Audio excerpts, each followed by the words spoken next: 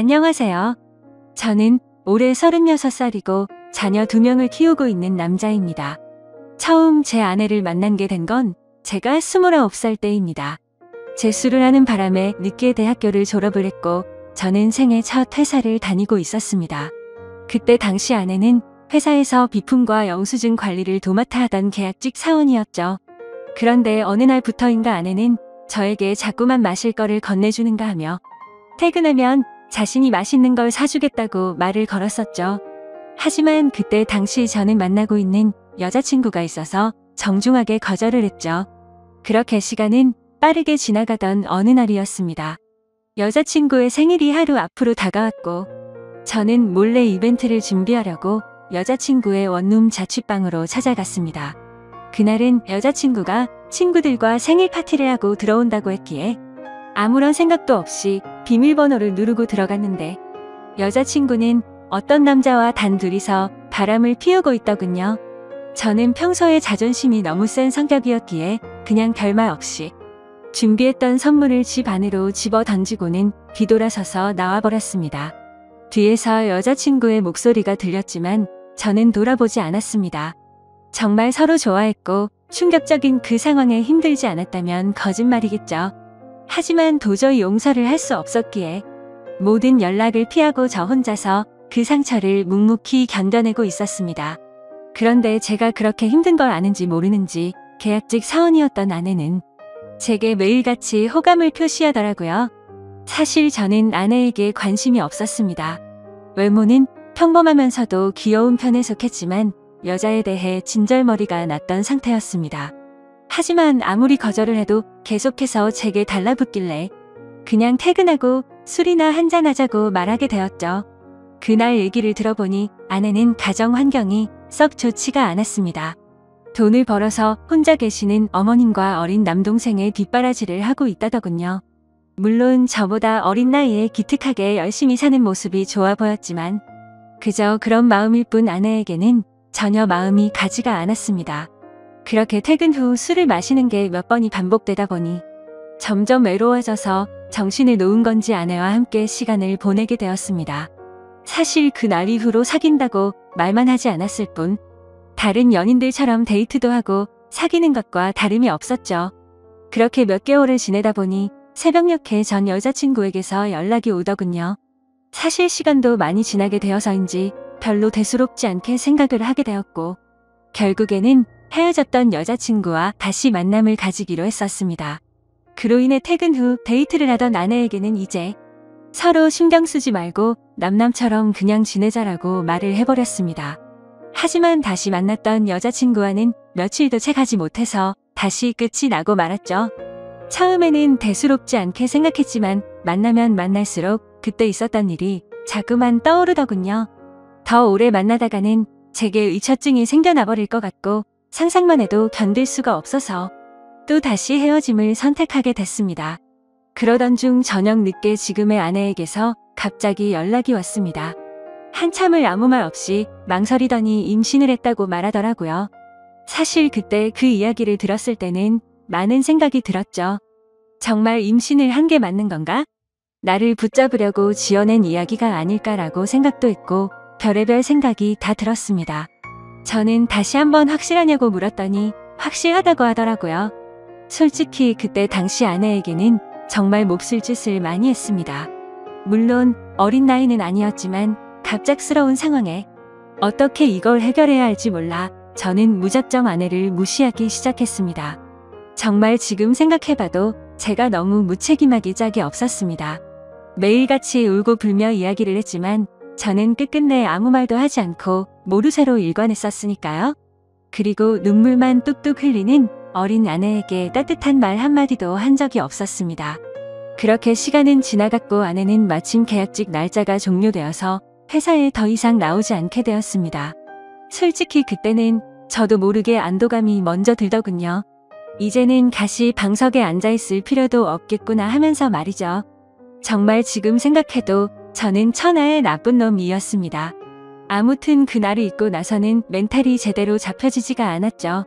그러다 어느 날 친형과 술을 먹게 되었습니다. 이런저런 이야기를 나누다 결국 지금까지 있었던 모든 이야기를 털어놓게 되었습니다. 당연히 친형은 제게 욕부터 하더라고요. 결국에는 부모님 귀에까지 들어가게 되었습니다. 집에서는 난리가 났었죠. 아버지께서는 남의 자식 망쳐놓고 뭐 좋은 일 있다고 매일같이 술이나 마시고 다니냐고 엄청 화가 나셨습니다. 어머니와 친형까지 저의 행동에 엄청나게 비난을 했었고 부모님께서는 집에 한번 데리고 오라고 하셨고 저는 또 모르쇠로 일관했습니다. 하지만 어느 날 형은 제 휴대폰 연락처를 뒤지게 되었고 아내의 연락처를 알아내어서 저를 제외한 가족들이 아내를 만나게 되었습니다. 그러고는 며칠 뒤에 저는 모르게 아내를 집으로 부르셨습니다. 저는 당연히 아무 생각 없이 친구들과 술을 마시고 늦게 집으로 들어갔는데 제 아내가 집에 와 있어서 정말 얼마나 깜짝 놀랐는지 모릅니다. 일단 어쩔 수 없이 저는 아내와 나란히 부모님 앞에 앉게 되었고 부모님께서는 앞으로 어떻게 할 거냐고 화를 내셨습니다. 저는 그냥 술김에 짜증도 나고 이 상황을 빨리 벗어나고 싶은 마음이 컸습니다. 그래서 홧김에 저는 그냥 결혼할 테니까 더 이상 좀 그만하라고 앞으로 이 문제로 왈가불가하지 말아 달라고 말했습니다. 솔직히 홧김에 그런 말을 하긴 했지만 당연히 그때 당시 저는 이 말을 한다고 해서 정말 결혼할 생각은 없었습니다. 부모님 역시 그러라고 말씀하실 일은 절대 없다는 확신에 차서 한 말이었죠. 하지만 예상외로 아버지께서는 그때 그 자리에서 또박또박 말씀하시더군요. 그러면 지금 찾아본 부모님이랑 조만간 만나서 이야기를 하고 싶으니 부모님이 시간 되실 때 자리를 한번 마련해보자고 하시더군요. 이때 당시도 설마라는 생각을 가지고 있었고 술에 취해서 그냥 대충 상황을 정리하고 얼른 일어나서 제 방으로 들어가 버렸습니다. 그렇게 아내는 집으로 돌아갔고 저는 술이 점점 더 올라오더니 제게 말도 없이 집에 찾아온 게 너무 화가 나더라고요. 그래서 새벽 늦은 시간에 전화를 걸었습니다. 차마 입에 담을 수 없는 욕이란 욕을 다 하면서 막말을 엄청 쏟아냈습니다. 아내는 저희 부모님이 비밀로 하라고 해서 미리 말 못했다며 그저 미안하다고 울기만 하더라고요. 아무튼 그날 이후로는 부모님과도 말을 하지 않았습니다. 그러자 부모님께서도 저를 없는 사람 취급하시더군요. 그러다가 며칠이 지나서 친형이 제게 얘기 좀 하자고 부르더군요. 무슨 일인가 싶어서 형과 이야기를 하는데 오늘 부모님께서 아내분 어머님을 만나 뵙고 왔다는 이야기를 제게 해주더라고요. 오늘 가보니 그쪽 상황이 많이 힘든 걸 알게 되었답니다. 얘기를 해보니 아내가 벌던 돈들은 전부 처가댁에 장모님과 처남의 생활비로 다 들어갔었고 지금까지 아내가 모아놓은 돈도 없다고 말하더군요. 그쪽이 형편이 좋지 않아서 당장 혼수조차 부담하기가 힘든 상황이라며 제게 어떻게 하려고 이런 일을 벌인 거냐고 묻더라고요. 저는 그 말을 듣고 속으로 만세를 불렀습니다. 이제 부모님께서도 이 결혼을 포기하시겠구나라는 생각이 들었던 거죠. 그리고 그때 당시에 저도 취직을 한 지 얼마 되지 않았었기에 모아둔 돈이라고는 고작 1,000만 원가량 밖에 없었거든요. 하지만 보수적인 성격이었던 저희 부모님은 고집을 꺾지 않으셨습니다. 결혼식이야 가족끼리 조촐하게 치르면 되는 거고 집 문제야 본가에서 같이 살면 다 해결되는 문제니 뭐가 문제냐며 제 기대를 꺾어버리셨습니다. 결국 순식간에 결혼 날짜를 잡게 되었고 일정대로 척척 진행이 되더군요. 저는 그때부터 너무 당황했고 속이 타들어갔습니다.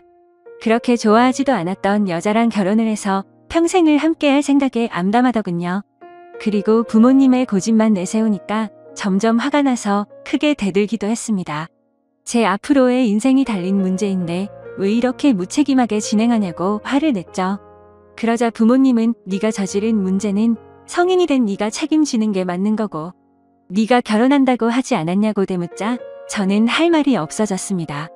그냥 그때 당시에는 모두가 저를 망치게 만들려고 하는 것만 같아서 사소한 거 하나하나 다 마음에 들지 않았고 고슴도치처럼 모든 게 날이 서서 삐뚤게 느껴졌습니다.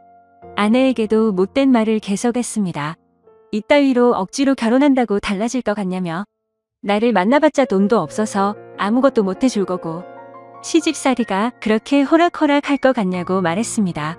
그리고는 정말 너한테 잘해줄 자신이 없으니까 고집 피우지 말라고 했죠. 하지만 제가 그런 말을 할 때마다 자신이 더 잘하겠다며 말하는데 너무 답답하고 그 상황이 싫었습니다. 심지어 친한 친구놈들 몇몇과도 술을 먹다가 이 이야기가 나오면 친구들은 온갖 욕을 제게 했죠.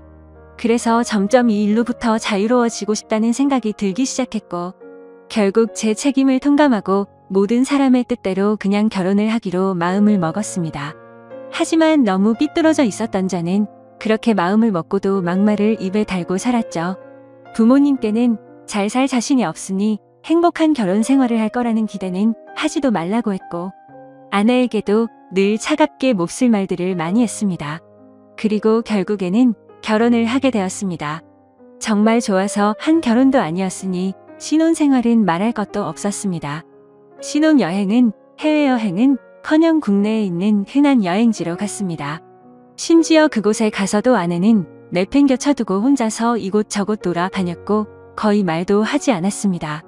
그리고 나서 일상생활을 하면서도 퇴근하고 집에 들어오면 게임을 하거나 TV를 보면서 지낼 뿐 아내와는 일상적인 대화는 나누지도 않았습니다. 그리고 주말이나 노는 날에는 저는 항상 밖에서 친구들과 놀고 술을 먹다가 들어오고는 했죠.